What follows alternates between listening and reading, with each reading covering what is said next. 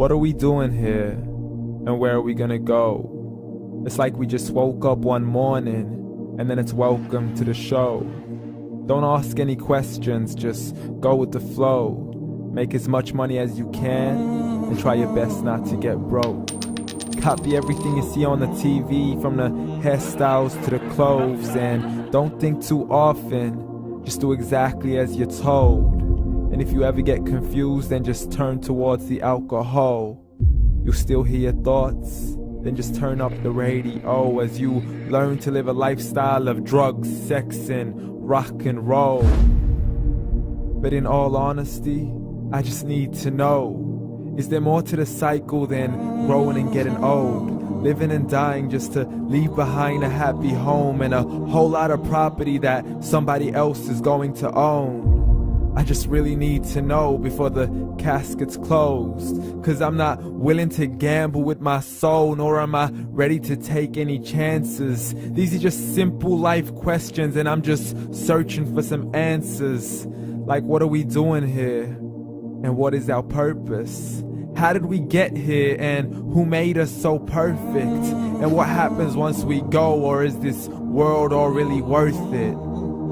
Questions we don't answer because apparently we don't really have to. There's no purpose to this life and our existence is merely natural. Then in that case, please let me ask you, did you create yourself, or was it somebody else who had fashioned you? 'Cause you're a being that's impeccable, faultless and unparalleled. You're a product of supreme intelligence and I'm merely being rational. For there isn't a camera on this earth that can come close to the human eye, nor a computer that can compete alongside the human mind. And if the whole world was to come together, we wouldn't be able to create a single fly. So many signs, yet we still deny. As science tries to justify that all this could come from none, when it's a simple sum. 0 plus 0 plus 0 cannot possibly ever give you 1. So from where did all this order come? For everything has its origins, a maker, a creator of its own. I mean, the only reason you're watching this video is because somebody had to press upload. So we can believe in the Big Bang, but I'd rather believe in He who caused it to explode. Allah, the creator of everything along with every single soul. The ever-living, the master, the only one who is in control. Unlike his creation, beyond our imagination. And no, he's not a man, nor does he have any partners in association. He's on his own. And no, he did not ever leave us alone. Just like every manufacturer, he left us with an instruction manual.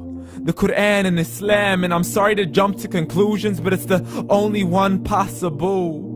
The only definition of God is the one and only supreme being. It's logical, a book with 0 contradictions, with miracles that are both scientific and historical, all revealed over 1400 years ago. Like the detailed description of the human embryo. The descriptions of the human embryo in the Quran cannot be based on scientific knowledge in the 7th century. To the mountains as pegs holding firm the earth below, and the 2 seas that don't mix in a complete separate flow. To the planets in orbit, alternating night and day as they stay in flow. The expansion of the universe and the creation of everything from H2O. To the stories of the past and the preservation of Pharaoh. To identifying the lowest point in the land where Persia defeated Rome. The gushing fluid that created man in the glands between the ribs and the backbone. And not a word has changed, it's still the same. So please explain how all this was known over 1400 years ago. To a man who couldn't read or write as he would recite whatever the angels spoke. And if you still don't believe, please try to come up with something that's even close.